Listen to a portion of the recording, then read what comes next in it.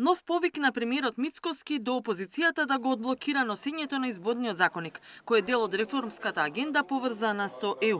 Мицкоски повтори дека ВМРО-ДПМН е подготвена за да се постигне политички консензус да ги прифати сите барања на опозицијските СДСМ и Левица, освен црвената линија за електронското гласање на диаспората. Што јас навистина жалам, нашата порака беше јасна. Кажете се ќе прифатиме. Не ви одговара гласањето да биде со заокружување на бројче име во ред, дајте амандман, ќе го прифатиме. Не ви одговара начинот на понесување на жалби после гласањето во ред, кажете како, се ќе прифатиме.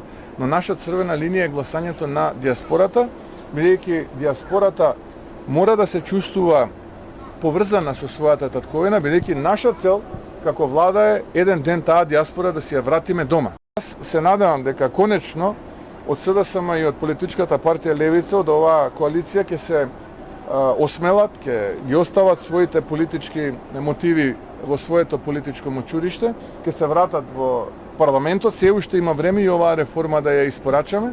За сега без одговор од власта, пак е вчерашниот предлог на лидерот на СДСМ Филипче да се формира експертска работна група која ќе работи на предлогот за диаспората, бидејќи и онака тие одредби треба да се применуваат од 29-та.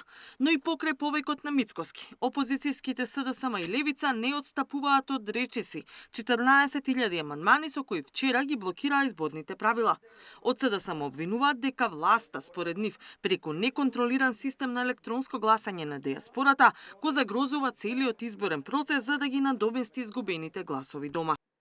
Додека секој граѓанин кој гласа во татковината минува ни строги процедури, проверка на личен документ, подпис во избирачкиот список и идентификација со отпечаток од прст, Мицковски сака за околу 200.000 потенцијални гласачи во диаспората да нема исти правила и да нема никаква контрола.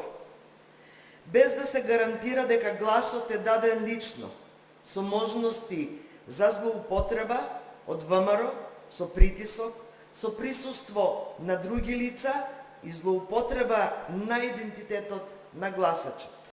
Од Левица пак велат дека електронското гласање на диаспората намерно е вметнато. Причината е очигледна, со свесното туркање кон пропаѓање на измените на изборниот законник останува во сила постојниот кој им одговара на поголемите партии. Тој го задржува неравноправниот изборен натпревар и меѓу другото.